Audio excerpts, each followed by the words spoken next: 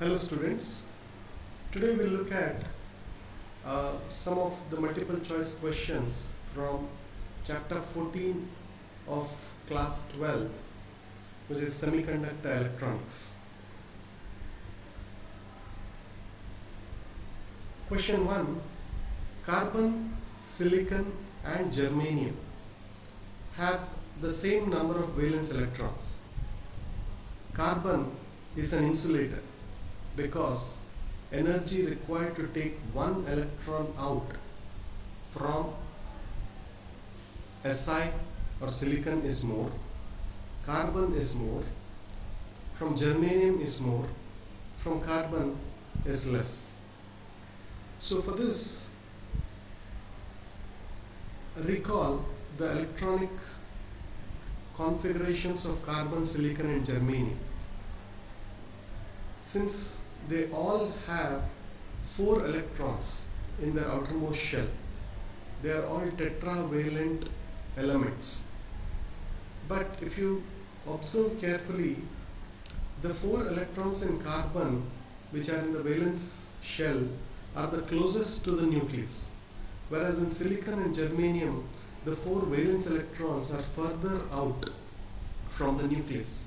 So these 4 valence electrons in carbon are very tightly bound or influenced by the nucleus, whereas in silicon and germanium the 4 valence electrons are not so heavily influenced by the nucleus. Hence, in carbon, the energy required to take one electron out is more. It's not more in Si, it's not more in germanium, and it's definitely not less in carbon. So the answer is that it is more difficult to take a valence electron out from carbon. Hence, carbon shows properties of an insulator. Question 2. By adding dash impurity in intrinsic semiconductor, P-type semiconductor is made. Charge of this P-type semiconductor is, and there are 4 options. Now again, a P-type semiconductor is obtained by adding acceptor impurities or dopants to an intrinsic semiconductor like silicon. And when you add an acceptor impurity, it adds a hole, it creates a hole in the covalent bonds, which means there are not 4 valence electrons in the added impurity, rather there are 3 valence electrons. So it has to be a trivalent element. So obviously the choices will have to be A or D. And when this particular type of impurity is added, obviously atoms within that element are neutral. They will not necessarily be in an ionized state. They will be neutral by themselves when they are being added. So it's trivalent and neutral. That's the correct answer. Example of such an element is boron. Question 3. Strong overlapping of different atomic orbitals makes different energy levels, energy bands, conductor, insulators. So if we study what happens in single atoms, an electron, if it has to leap from a lower energy level or a shell to a higher energy level or shell, there's a significant energy gap that has to be overcome. Now when you bring 5 or more such atoms in close proximity, the different nuclei of the 5 atoms also influence the other electrons, the electrons of the neighboring atoms. And when you have a whole crystal comprising of millions of such atoms, then you have a whole set of overlapping bands that get created. So what happens is that there are a lot of energy bands that are created. So strong overlapping, as in the third case here, when you have multitudes of atoms in close proximity, results in energy bands getting created. So the answer is choice B. Question 4. We cannot make PN junction diode by making P-type semiconductor join with N-type semiconductor, because interatomic spacing between becomes less than 1 angstrom. P-type will repel N-type. There will be discontinuity for the flowing charge carriers. Semiconducting properties will be lost.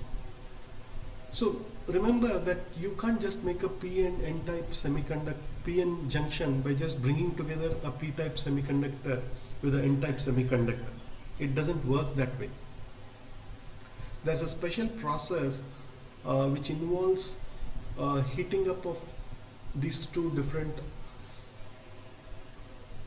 semiconductors so that at their interface they get fused due to the heat supply. So there's a special way of getting the PN junction created. So option A, interatomic spacing becomes less than 1 angstrom, is obviously wrong. And in option B, P-type will repel N-type. That does not happen, because if that had been the case, then we would have seen magnetism-like properties. That is not true too. D, semiconducting properties will be lost. Again, the semiconducting property due to the intrinsic semiconductor being doped with an acceptor or a donor impurity, that still stays when you make a PN junction. So what happens when you just try to make a PN junction by just bringing a P and N type together, there's no real PN junction being created, which means there will be a discontinuity for the flowing charge carriers. So option C is the correct answer. Question 5. For PN junction, which statement is correct? Is incorrect? So this is a common mistake we all make while reading the question. Often we read the question in a hurry and make a mistake. So here, be careful. They have asked you to identify the one statement that is incorrect. So let's look at the statements. A, donor atoms are depleted of their holes in the junction. So this is obviously true. In a PN junction, the donor atoms get depleted of the holes in the junction. B, energy VB, V subscript B, is to be surmounted before any charge can flow across the junction. This looks a little suspicious because at the junction, energy VB to be surmounted before any charge can flow depends on whether you are forward biasing or reverse biasing. That energy VB to be surmounted can change. So it looks a little suspicious. But let's look at the other two options. Barrier potential VB is generated. Obviously, when you have a PN junction created, you have a barrier potential that is created, which is V subscript B. And D, no net charge exists far from the junction. This too is true. There's no net charge that exists far from the junction. It's only at the junction that you have a net charge that exists due to the small EMF that's created by the existing walls of holes and electrons. So obviously we go back to option B. So energy V barrier to be surmounted before any charge can flow across the junction seems to be incorrect.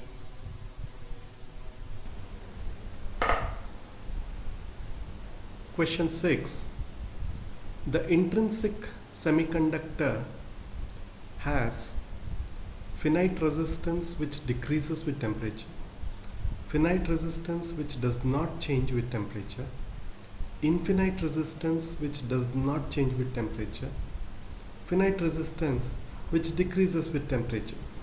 So let's look at the behavior of an intrinsic semiconductor like silicon or germanium when temperature is increased. So let's check the graph. You can see that the resistivity of a semiconductor like silicon is to the order of 10 power 6, right? We have not neither forward biased it nor reverse biased it. Its resistance is very high. It's 10 to the power of 6 ohms per centimeter at 0 degree centigrade. Now as I increase the temperature, when it touches 200, it has dropped to 10 power 2 ohms per centimeter, ohm centimeter. And as I further go on increasing the temperature, you can see that there is a drastic reduction in the resistivity of the intrinsic semiconductor, and at around 2200 degrees Celsius it literally is behaving like a conductor, right? So among the 4 choices, you have finite resistance which decreases with temperature, which is what we saw in the chart, and the other 3 options, they do not correlate with the chart. So option A is the correct answer. Question 7. The behavior of germanium as semiconductor is due to the width of forbidden band being large, conduction band being small, forbidden band being small and narrow, conduction band being small. So again, let's see what causes germanium to behave as a semiconductor. Why is it placed in between a conductor and an insulator in terms of conductivity? So you'll see, if we take 3 types of materials, metal, semiconductor and insulator.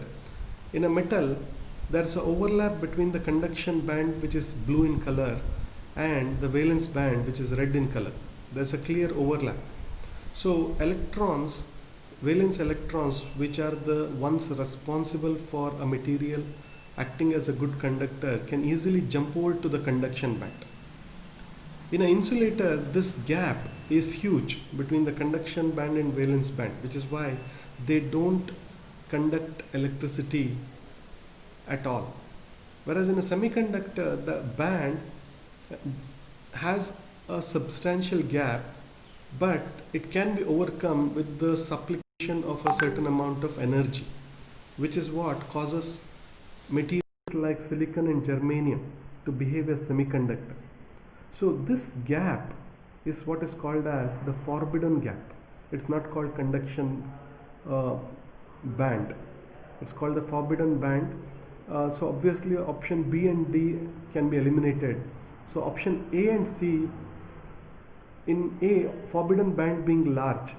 So obviously you see that the forbidden band is not large, rather forbidden band is small and narrow. So option C is the correct answer.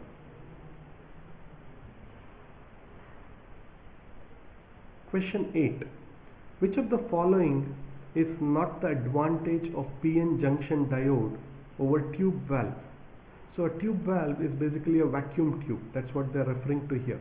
And vacuum tubes were the initial circuit elements that were designed before the invention of a PN junction diode. And there were certain advantages that prompted mankind to shift from vacuum tubes to tube valves or to PN junction diodes. So let's look at some of the differences between these. So vacuum tubes, definitely they were slow, they were expensive, and they were fragile because the entire circuit was encapsulated in a vacuum tube uh, to prevent overheating and oxidization of the circuit. But transistors or diodes were much simpler, smaller, and there was no warm-up required, and they were much faster.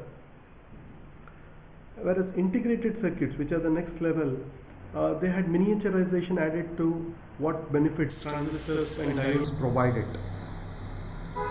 So if we look at the options, no warming up time after switching. So what they've asked in the question is which of this is not an advantage of the PN junction diode. So again, you'll have to read the question carefully. Was there no warming up time after switching? Yes, PN junction diodes do not need warming up time, so it's definitely an advantage. Large efficiency, they were equally or a little more efficient than, definitely more efficient than the vacuum tubes, so that was also an advantage. Low consumption of power, they definitely consume much less power, so that also is an advantage. So the only suspicious choice here is unlimited life. When you say unlimited life, you're basically saying that the transistor or diode never gets spoiled, right? Which is not really true. Whenever you reverse bias a PN junction diode beyond its breaking voltage, obviously it gets burnt up, right? So we cannot say that it has unlimited life, and over a period of usage even the PN junction deteriorates and the quality of performance starts falling. So life is not really true. It's not a distinct advantage of PN junction diode over the tube valve. So option B is the right choice in this case. Question 9. The pentavalent impurities like antimony, arsenic, bismuth and phosphorus added to intrinsic semiconductors are called acceptor or p-type impurities, donor or p-type impurities, acceptor or n-type impurities, donor or n-type impurities. So again we'll have to go back to the basics and see what happens when a pentavalent impurity is added to an intrinsic semiconductor like silicon. So in the diagram that you see on the screen, a crystal has been doped with a pentavalent impurity. So what's happening is the silicon element, which is tetravalent in nature, is now getting a few phosphorus or arsenic or antimony or bismuth atoms, which are all pentavalent. They have 5 electrons in the outermost shell.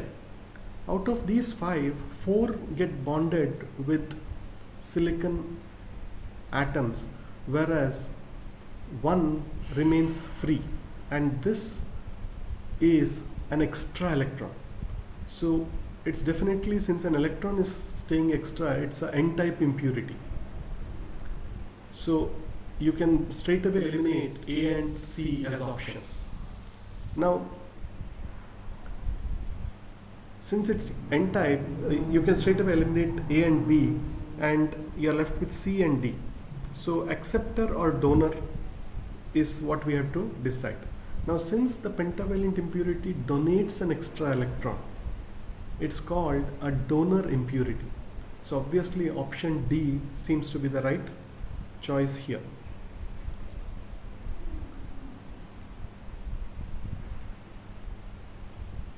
Question 10. The process of adding impurities to a pure semiconductor is called diffusing, mixing, doping, drifting. So this is more or less a straightforward question. The process of adding impurities to a pure semiconductor is called as doping. So the answer is option C.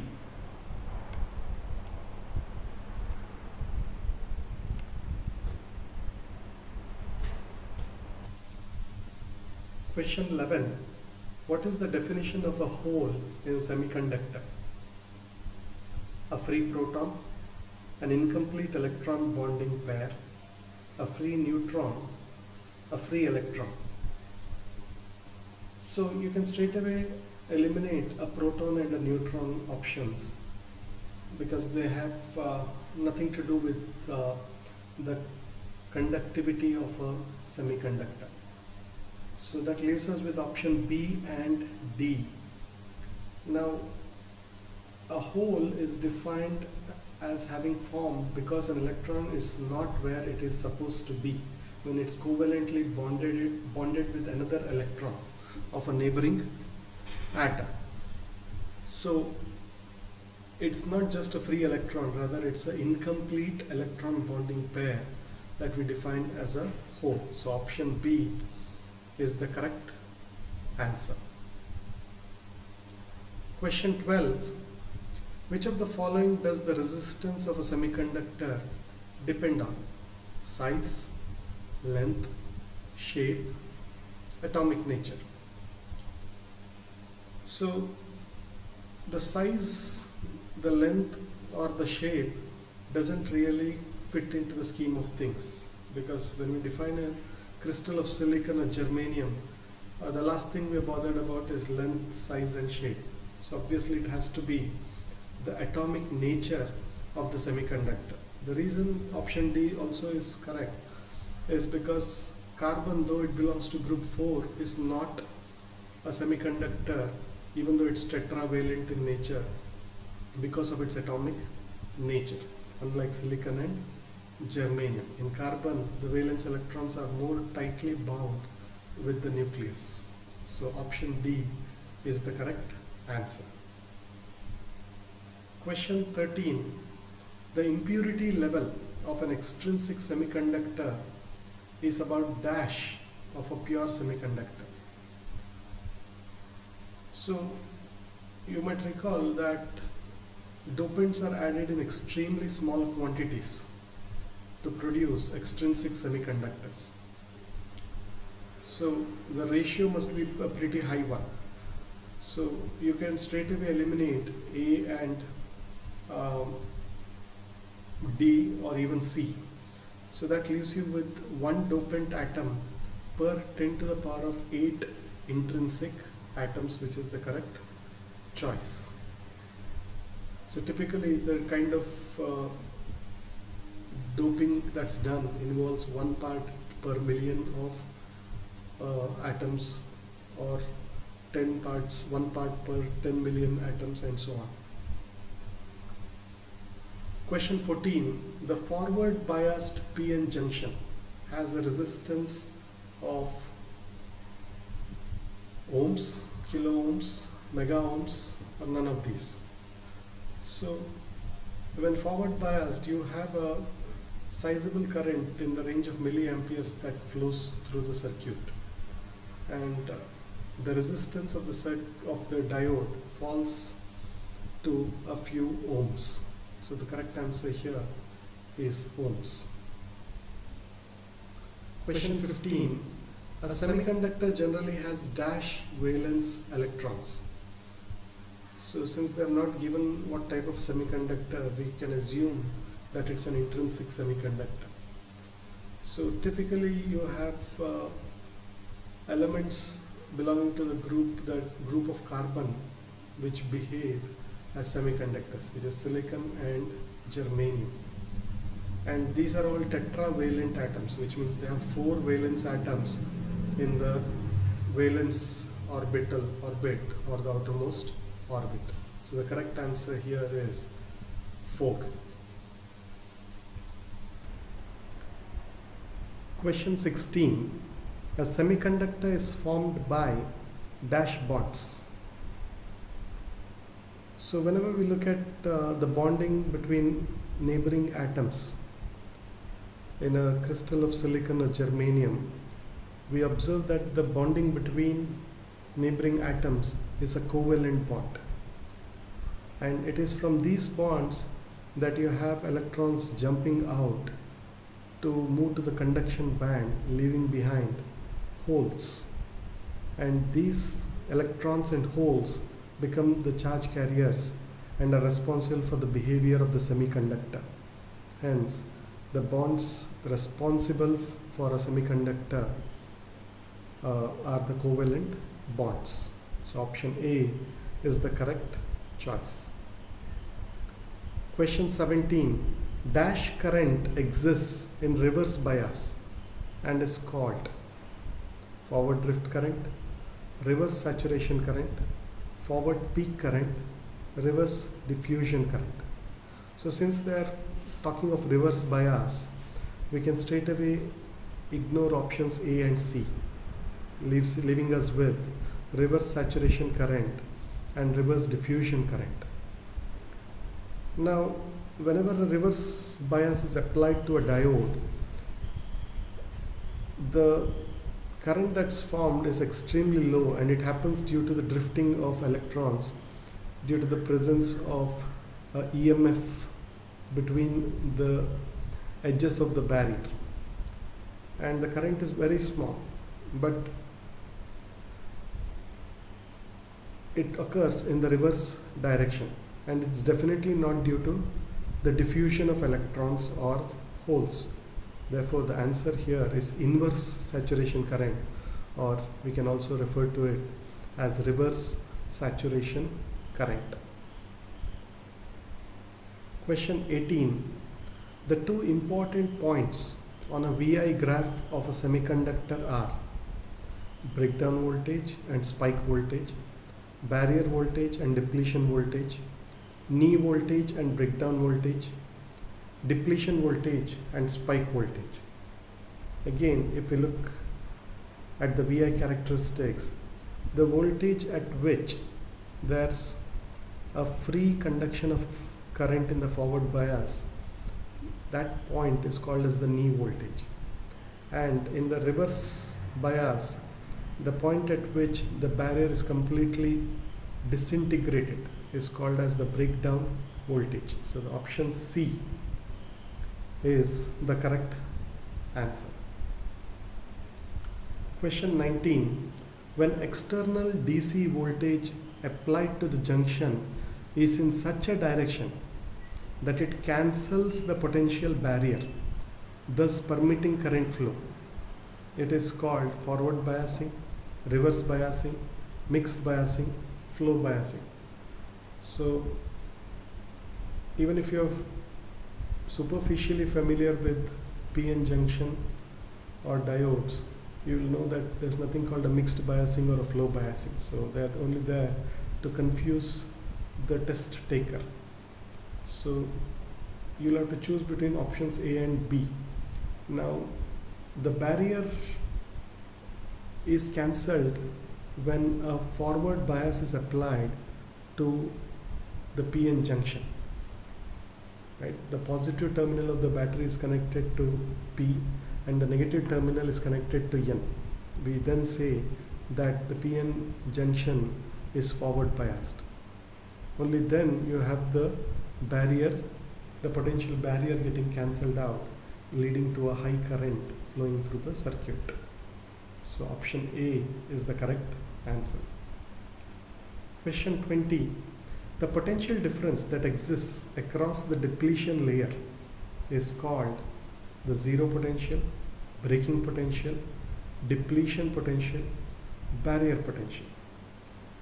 So when a junction or a PN junction is unbiased, there exists a depletion layer or a forbidden layer, and for any flow of the majority charge carriers across this junction, they have to overcome this barrier. So this potential barrier has to be overcome, and hence sometimes the potential to be applied in the forward bias mode to a PN junction to overcome this barrier and get the majority carriers to freely start flowing is called as the barrier potential. So option D is the correct answer.